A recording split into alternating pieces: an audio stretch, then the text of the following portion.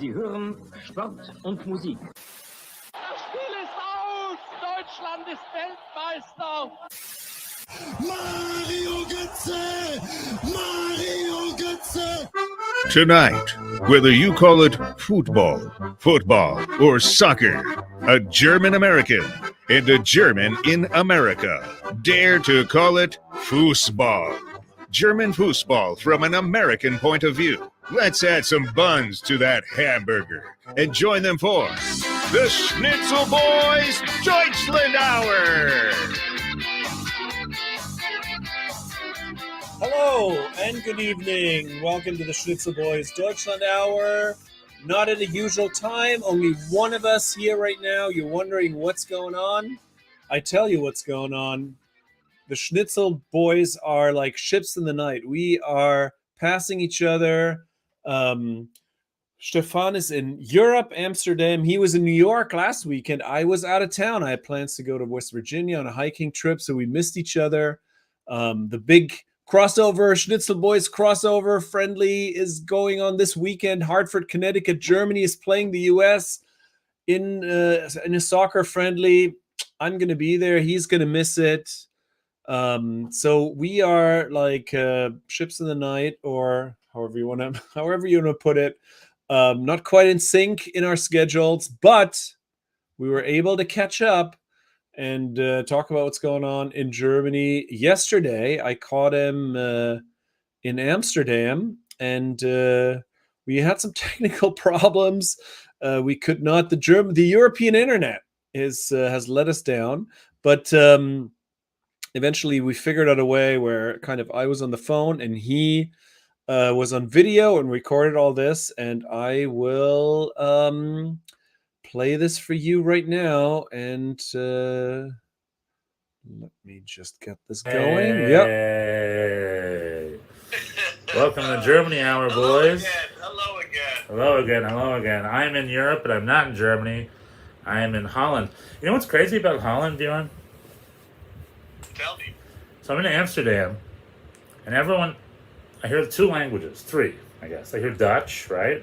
Every now and then, not often, but every now and then I hear Dutch. I hear a lot of English, and I hear a lot of German. You know, Amsterdam's down the street, it's Holland, they're next door, right? The Netherlands are next door. So there's Germans everywhere. On my boat tour today, there were Germans in the hotel, they're everywhere. Just everyone in their mother, they're all German, everyone here is German. But they only communicate with the Dutch in English. They all speak English. English is what communicates them. And unless I'm missing something, which I very well could be, all the tours and all the touristy stuff, it's all in English. It's geared towards an English audience. If you're German, you're SOL. You just have to either speak English or do what the dude next to me did, is have a translator app out the whole time to translate everything into German from English. You know, like nothing here is built to be German friendly, even though it seems that like, I don't know, a third of the people here are German speakers. You know? Well, most Dutch people are speak German pretty well. That's what I'm saying. That's why I'm surprised to see them pretending not to. I think it's payback time. They, when they come to Germany a lot, and we don't make any accommodations for them. So I think this is payback. Oh, that's what that is. I'm sorry. Okay, that makes sense. Interesting. Because you certainly, I mean, and we would have, because I grew up like less than a half an hour from the Dutch border, so there were lots of Dutch people, for shopping or whatever reason, they would come, or go to the theater even. There's no even in an area relatively close to the border, there's no accommodations made for them. I mean, and there's some. I think there's also some lingering resentment from. I know. Dating back to World War II, etc. Yeah, I don't think. I 100%. That's my theory. I would be very surprised if I came to Amsterdam and they'd be like, "Hey, take this tour in German." I know their animosity is very clear to me. I've essentially only been here for one day. I've been here 2 days, But today was my first day out and about, and it's like, I don't know, maybe it's the German in me, but I definitely saw that animosity. I was like, there's a bunch of Germans here. They're the nearest neighbor. They're right down the street.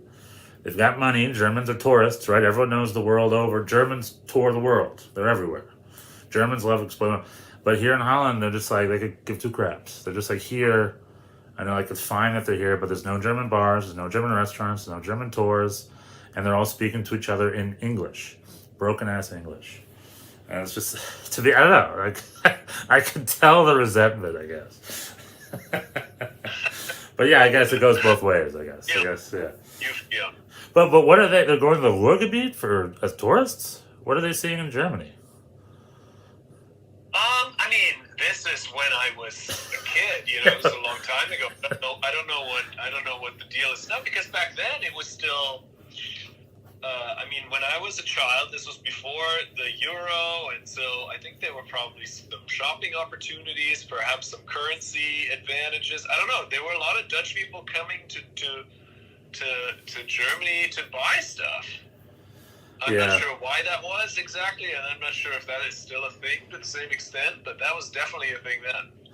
I know up where my mom's from, up by the Danish border, they have a huge shopping complex with no sales tax, just for all the Danish. I think only for the Danes.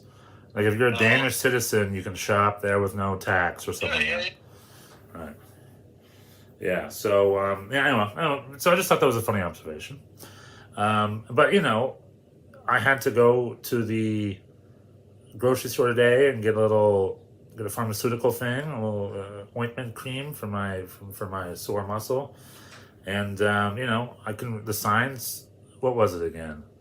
On the aisle, it said Gesundheit or something like that. And I was like, I know what that is. This language is pretty similar. You know, if it's not in English, I can get by with my German for the most part. You know, everything here is called Straat, as opposed to Straße, you know. Very similar. It's easy to dissect, put it that way, from our old neighborly friends. But yeah, I'm having a fun time here and looking forward to going to Germany. I have a big German soccer nerd day planned on Saturday. But first things first, on Friday, guess where I'm going Friday night? Or at least I'm trying to go Friday night. Guess where I'm going Friday night? Starlight Express. Bingo, baby. I'm going to Starlight Express on Friday night. Nice. Yeah. I talked to your brother about it, by the way. A little behind the scenes. Oh, what did he have to say? That's interesting. I don't think he's been. Has he been? Well, like I said, behind the scenes, I met your brother this past week in LA. I saw him before I left. And I think I mentioned the Starlight Express because you brought it up. And he said exactly the same thing you did. He's like, yeah, I remember when that was very weird because the government was spending all that money building them a brand new facility in the late 80s, you know. And he's just like, can't we use that money for something else? But, you know, shame on both of you because apparently it's a massive hit. It's like the cheapest ticket's like 80 euros, man. Yeah, I mean, have you been to Broadway lately? Like, yeah, that's expensive. I almost went to Broadway. I would have gotten a rush ticket for $35. Are there rush tickets to this thing? I don't know. Who's rushing to Bochum? Well, that's what I'm telling you. You just said you've been to Broadway. This is Bochum. This is Andrew Lloyd Webber's worst musical. There's no way they could compare to Broadway. But you know what? This is the reverse, Bjorn. This is the reverse. You know how I'm bitching about how U.S. soccer is way too expensive and European soccer is much cheaper? And then musicals are more expensive in Europe. This is the reverse. I mean, musical theater is expensive in USA too. And I'm not saying it isn't, but there's ways around it. There's Rush and there's this and there's that. Where I guess in Germany, I mean, maybe there's stuff around it, but for a guy like me showing up, I think the nosebleed seats are $80. So that's what I'm doing, I guess. You will regret it. You will regret it. It'll be unforgettable. I have a feeling that I will regret it, but it's okay. I'm gonna go. I'm gonna have a good time. You're a theater guy. You're gonna enjoy it. I enjoy solid theater, but I am enjoying I'm gonna enjoy the experience of seeing a musical in Germany. I don't think I ever did. There's some long running musical, and we talked about this once before in red light district, right? In São Paulo. I think it's called São Paulo. It's been running for 50 years. Yeah. I should watch that at some point. But anyway, that's Friday. Saturday, though, I'm doing a Deutsches Fußball sojourn. I'm going to Westfalenstadion to tour the stadium. Considered the German fortress, one of the biggest, best stadiums in Germany. Then right down the street is the Deutsches Fußball Museum, which the DFB set up recently. Oh, yeah, that's true. I have not been. I'm going to go on Saturday. I'll tell you how it goes. I'm looking forward to it. Then there's like a little walk around town where you can see the old train. Like, apparently, because I read Uli Hess's book on BVB, and pretty much like off the train station, you can do yourself a little walking tour where you see the old stadium, you see the old training ground. It's like all right there. You can see the whole history of the club. Then you go to that, there's like a main circle where all the fans hang out. That's right there too. So I'm doing myself a little BVB history walk, stadium, then Deutsches Fußball tour. And then there you go. I had myself a little German soccer nerd day. Unfortunately, I can't go to a game because it conflicts with another event that I'm going to be in Germany for. And then I hop on the train and go up north to where my family is. So I'm looking forward to that. A little German soccer nerd day on Saturday. I will report next week how it went. Sounds good. Great. But in the meantime, Did you watch anything this weekend? I watched the Goal Zone. It seemed to be without technical difficulties this weekend, thankfully. So I was able to watch it. I watched the Bayern München game. The Bundesliga is still ESPN's embarrassing stepchild. And you know what's funny? Paramount Plus is a big sponsor of the league, and they're toying with the idea of moving to Paramount Plus. And I was like, man, out of one frying pan into another frying pan. if I can think of an equally crappy network, it could be Paramount Plus.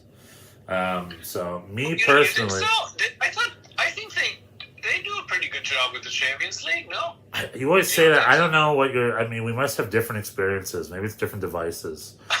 But I have problems with Paramount Plus, not all the time, but same with ESPN. But I have it enough where I'm just like, sometimes I can't find the game. It takes forever for them to repost the game, or a lot of times, sometimes like I really wanted to watch Christian Pulisic's debut, but they're just like error, no stream, error. Oh, yeah, You know. I've not had that problem. I have. And ESPN, so it'll be the same thing. We'll be like, nah, you're not. This game's not going to load, bud. Sorry. Have fun. Go find something else to watch. Go find the horse races. With ESPN, that happens to me too, pretty frequently. Paramount, not so much. All right, well, beware what you wish for. Actually, I guess. I mean, the other. We didn't talk about this in the USA Hour, but Apple had a very interesting thing happen this weekend. Because the other talk is that Bundesliga is going to Apple, and I would love that. I'd be all about that because I haven't had too many technical problems with Apple at all.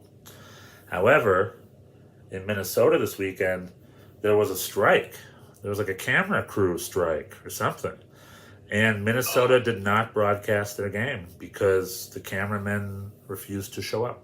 So I've never even seen that in sports before. That's like, it was very interesting. I was like, interesting. That's an interesting news story. It raised a lot of questions. I didn't know that camera crews were local. I thought I guess they're local.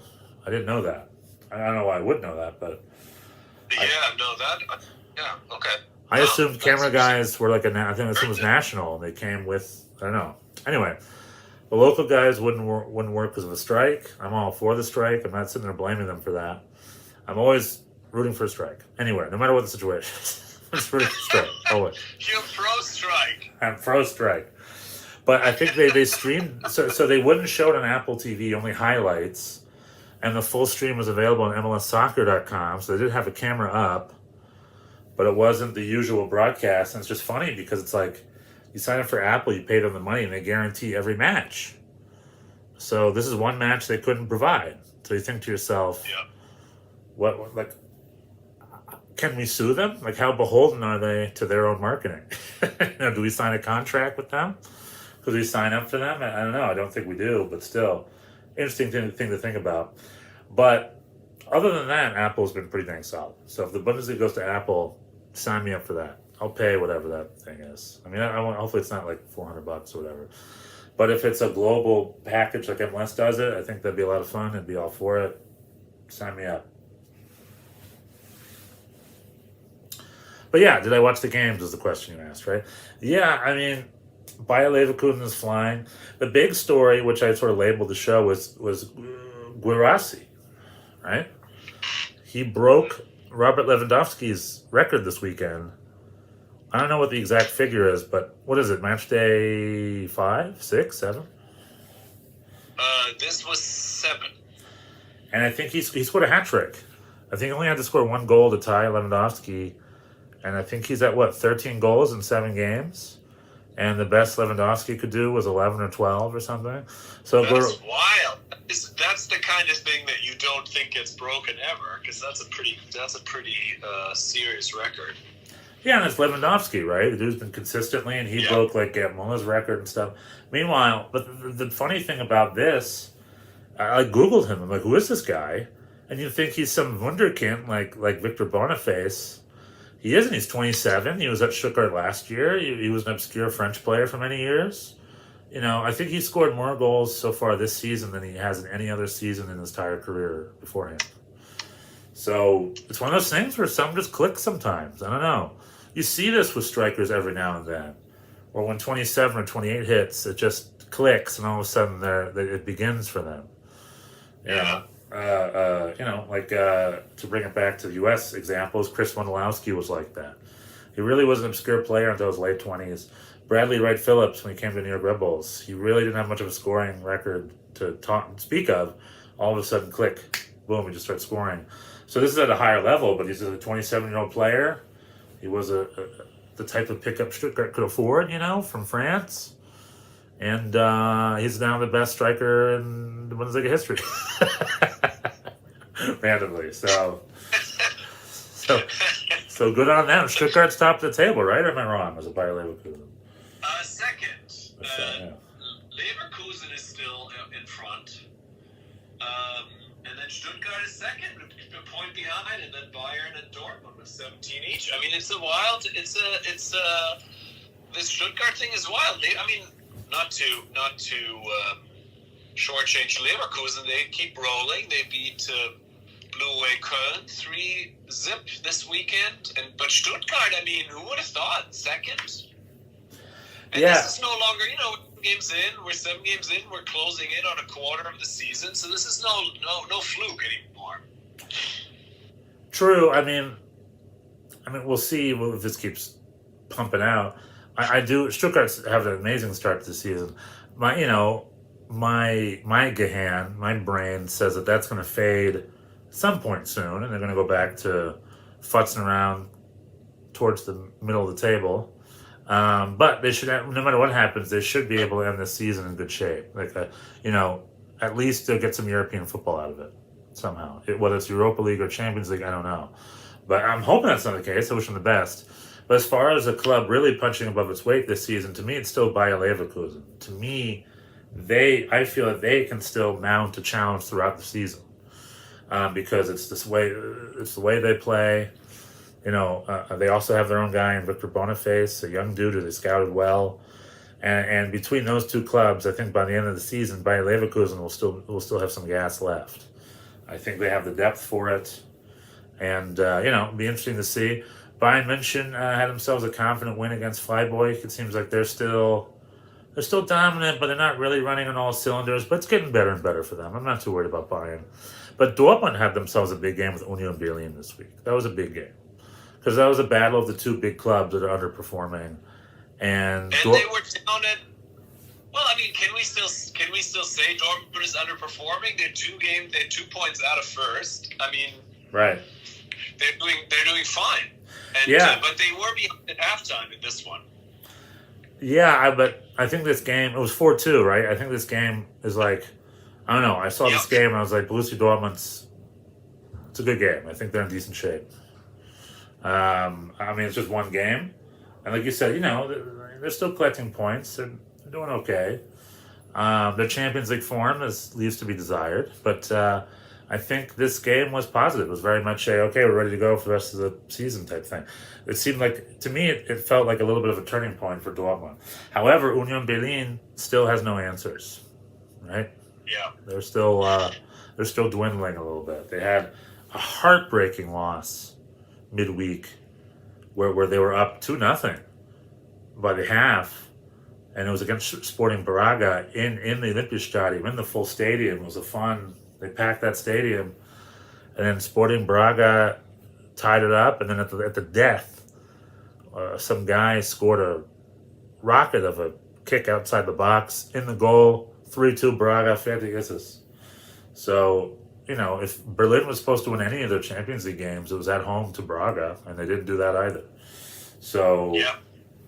Union Berlin are dwindling right now. There's a little bit of a crisis going on right now. Free fall, yeah, it's wild. Yeah. We had such high hopes for them. We'll see if they can turn it around. Gio Reyna got a few minutes. He got a few minutes. Jordan's finally, he's part of the camp coming up. We'll see how many minutes he gets against the German national team. That'll be fun. As far as Europe goes, Bayern München had a 2-1 win over Copenhagen. They were down 1-0. They got their 2 goals towards the end to get the win. Again, Bayern München are getting their W's, but it's not super convincing. Union Berlin had their hearts broken. Dortmund and Milan was a pretty sleepy 0-0 tie. I was excited about that game. It was pretty 0-0. I was able to go to... So I was in New York during the Champions League games, and I was able to go to one of my old haunts, Legends, Football Factory at Legends, and they're one of my favorite old spots. And I'll tell you, it was hopping, man. I got in there early, and it was so packed by the time I left. They were charging a cover. That's new, right? I don't remember that. You had to... For Champions League? Yeah, you had to pay cash. It was at capacity, and they were charging a cover, $10 cover charge for people who wanted to come in. So, I started development, I guess, but it was cool to be back. There were all the local fan groups were there, but also because it's right by Empire State Building, a bunch of tourists were there. When the Feyenoord game was happening, a bunch of Dutch tourists from Feyenoord were there watching it. It was so cool. It was good to be back in a thriving New York soccer bar. LA doesn't have stuff like that, so that was nice. And also, in a place like New York, it's global. You got one half of the bar screaming for Feyenoord, the other half of the bar screaming for Atletico Madrid. Where else are you going to find that but in New York City? It was very, very cool. But then, what was the other one? RB Leipzig. How'd they do? They win? RB Leipzig, how did they do? Come on now. They lost against Man City. Was that the game? I'm talking about Champions League. Oh, okay. They lost to Manchester City. Oh yeah. Now I know what you're going to talk about. So just to touch on Europe, RB Leipzig lost to Man City. I'm giving you the floor here, but come on now. So quick on Europe, German clubs underperforming in Europe, right? Bayern just won, Union Berlin lost, RB Leipzig lost, Dortmund tied. So not amazing. But then over the weekend, I did watch a lot of this. Back to the weekend with Stuttgart and Bayer Leverkusen winning and Bayern München winning. RB Leipzig, which had a very good season up until now, didn't win. In fact, they missed not one, but 2 penalties. Did you watch the game, Bjorn, or were you sleeping in West Virginia? I was, yeah. So I watched the game. RB Leipzig just going at Bochum, and then they get a penalty. Manuel Riemann blocks it. And they go, and they get another penalty. Manuel Riemann blocks a second penalty. And then they almost were going to do the penalty again, but his foot was on the line. They were good to go. And then they freaking ended the game 0-0. Bochum got themselves a point. I got satellite text updates in the tent. I was very excited about it. Yeah, Manuel Riemann, he does that. He is very good with the penalties. That's what I was saying. Remember last year when Dortmund felt like they should have had a penalty in Bochum, and I said it doesn't matter, it makes no difference. If you had gotten it, Manuel Riemann would have saved it. And here's proof. Here's proof for that theory. Yeah, good on him. It was 2 good penalty saves. And Bochum let themselves a little point. They're a tough little nut to crack. So I mean, this is typical, though, right? The game that we had to win last week against Gladbach, we lose at home, and then we get a point in Leipzig. I mean, we still have not won a game. We're 7 games in, and I think the only game you're going to win is the game against Bayern München. oh my God, yeah. I mean, it's been that kind of a year. I mean, we have like 10th place to 18th place, all average right now, a point per game or less. So the relegation battle is wide. The relegation zone is quite large right now. So if we could win a game sometime, that would really be good. Hey, it's coming. It's coming. Maybe against Mainz. Yeah, Mainz are not. Mainz are struggling. Well, we're playing Freiburg next. Freiburg hasn't been in amazing shape either. They have not, but it's on the road. We're back to back with back road games, and so this is when Freiburg season starts turning around. Well, before that happens, we're the Toronto of the Bundesliga. We make everybody look amazing at home, except we play a good team on the road. Then. Well, I don't think you're quite that. I think it's Mainz is right now the Toronto. Who's in the poop spot? Can't really Mainz and Köln are both behind us. Yeah. Yeah. It's looking like Köln is the Toronto of the Bundesliga this year. So we'll see if they can turn it around. But before that happens, Germany. There's a big debate in Germany right now, which I was expecting. The big debate is, should the German national team be flying off the U.S. midweek to play USA and Mexico back-to-back? And surprise, surprise, all the old pundits on Doppelpass think it's a bad idea. Turns out that any slightly new idea is met with quite a bit of criticism in German football. Because it's too hard. Because it's too hard on the players in the middle of the season. Is that that's the? Yeah, I guess. I don't know. Every South American, North American player goes through this multiple times in a year.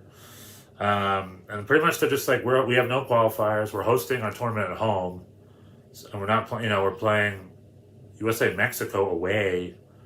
How does that prepare for our home Euros? Like, they should be playing Hungary and Slovenia at home or whatever they usually do, That's their argument. They're flying private via Lufthansa. I don't think it's that big of a deal. It's the East Coast. I don't know. Is it really that big of a deal? Yeah, I mean, people always like things to talk about. But yeah, I don't know. I mean, I guess there's jet lag and it's a big trip. But yeah, like you're saying, South American players do this all the time. Yeah, so I don't know. We'll see. It just pisses me off a little bit because it's a negative talking point. Everything that's slightly out of the ordinary becomes a negative talking point where all the pundits come out and be like, no, this is bad because X, Y, and Z. And they're always wrong. It's always like, it's just something to lean back on when the results don't go their way, but the results don't go their way specifically because of other things. It's definitely not because of jet lag. Like we watched the documentary. It's like, the logistics had nothing to do with that. I don't really care. Like, it was 100%, the logistics had nothing to do with it. 100% it was the vibe in the locker room with the coach. That's what was going on. And to me, that's most important. But we have our big break. We got USA and Mexico coming up. Julian Nagelsmann, and like I mentioned in the other podcast, he's got a bunch of center backs lined up. He's got 1 or 2 new faces. Chris Führich from Stuttgart's going to be there. He was part of a great interception and goal over the weekend. And then there is one other one whose name escapes me at the moment. I forgot who it is. I think it's one of the defenders. David Raum and one other guy are the only wingers there. Who's the other winger? Gosens. David Raum and Robin Gosens are the only 2 defensive wingers on the team. So, I'm thinking he's leaning away from using fullbacks in whatever he's working on. Okay. Well, that's kind of good because our fullbacks are not great. Yeah, I think it's smart. I think he's selecting himself a lineup based on what we have, which is great.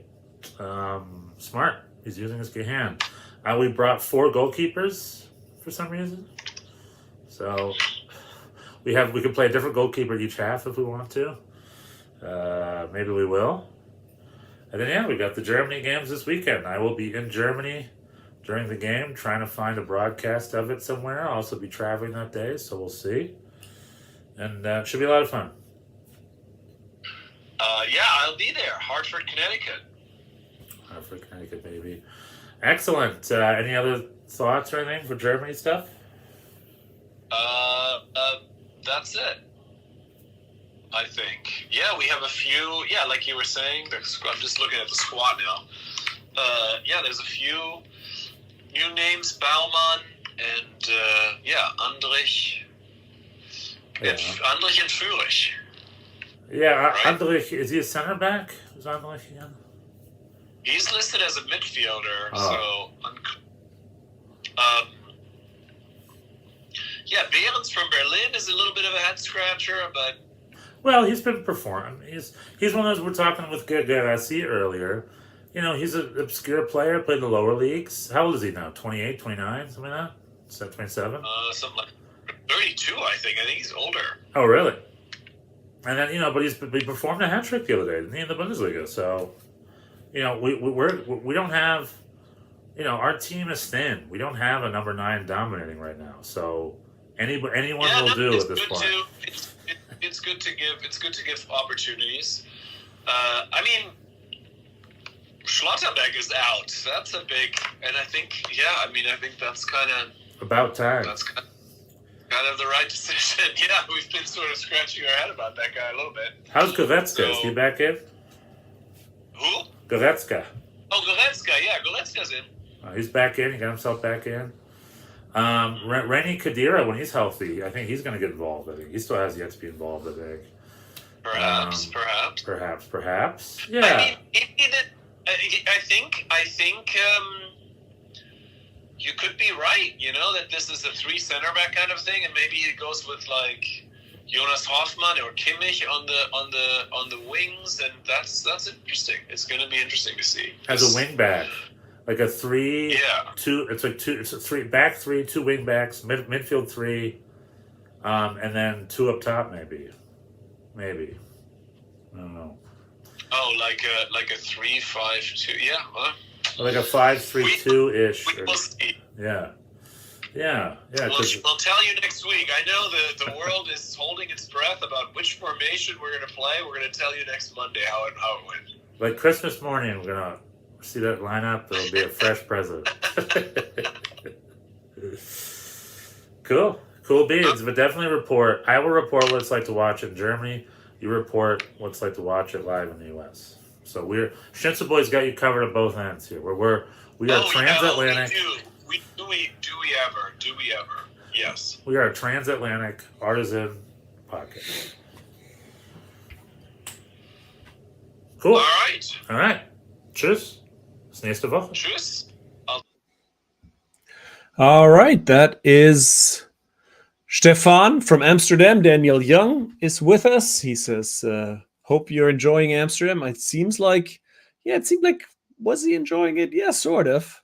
He said he just detected some resentment. We have, I just want to have some footnotes. We have talked about Starlight Express previously, but if you're not a regular, Starlight Express is an Andrew Lloyd Webber musical that has been playing for 40 plus years in Bochum, Germany. And that is about the randomest thing ever. It's such a weird, it's like Stefan said, this theater was built in the late 80s with heavy government subsidies, specifically to house Starlight Express, which is a musical about trains competing. And these trains are portrayed by actors on roller skates. So there is there's ramps all over the theater. These people are flying past you. So it required a specially built theater. And this just seemed like the weirdest thing, but it has been successful for 40 years. People go to see this to Bochum, Germany, which otherwise is not a touristy town. And so that's what Stefan's going to do. He's going to see Starlight Express on Friday, presumably. I'm very proud of him. That is an unmissable thing. It's just a wild evening. I've seen it. I've taken the kids one time, and it'll blow your mind. Anyway, I was on a hiking trip and I met somebody who is married to a woman from Bochum. So it is more of a world metropolis than maybe I give it credit for. So I just wanted to explain, if you were like, why are they talking about Starlight Express? Meanwhile, also we were speculating about Nagelsmann's formation, and Kicker has had some practice observations, and it doesn't look, perhaps it's not going to be a 3 center back formation. It seems like Nagelsmann maybe is going back to his preferred formation of his RB Leipzig coaching days, which is the 4-2-2-2. So a regular Viererkette defensive line, Viererkette, as Derek Ray would say it.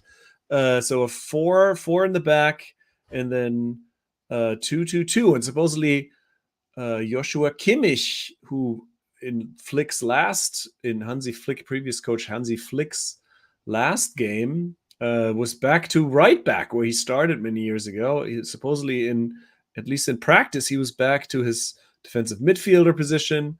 Anyway, I can't wait. I can't wait to see this all go down in Connecticut this weekend.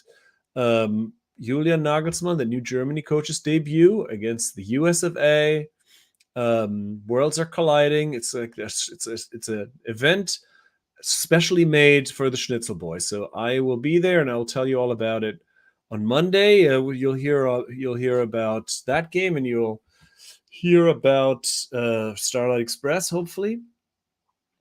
Ilkay Gundogan was the last to arrive in training camp, and his observation was that Nagelsmann is very tall. I guess he had not, he's played in England for a while, so I guess he had not met him recently or ever in person, and so that was what he was surprised by, how tall he was.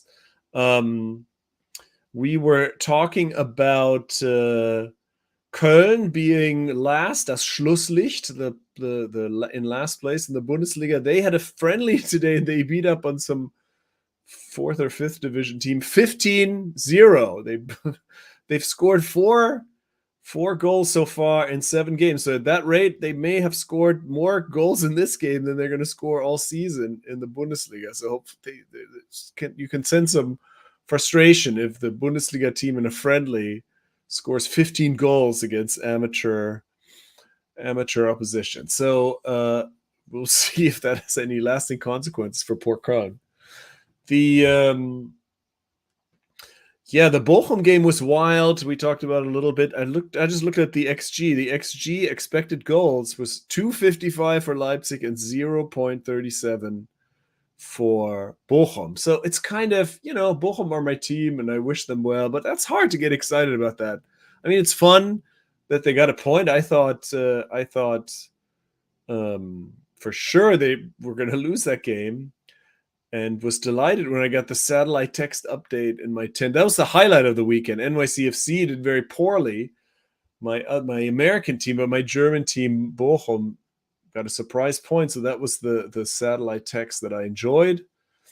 But on the other hand, big picture, this does not give any real cause for optimism, because they should have lost that game and they still haven't won one, and we'll see how it goes. So yeah, that's about all I have for you today. When now that Stefan is in Amsterdam and pre-recorded, we keep these a little shorter, which I think probably is preferred. Maybe, I don't know. Let us know. Like us, subscribe us. Next Monday it'll be back to the usual Monday night time slot. So and we'll see what we'll do. We'll probably do some kind of pre-recording again of some sort. Maybe there'll be surprise guests.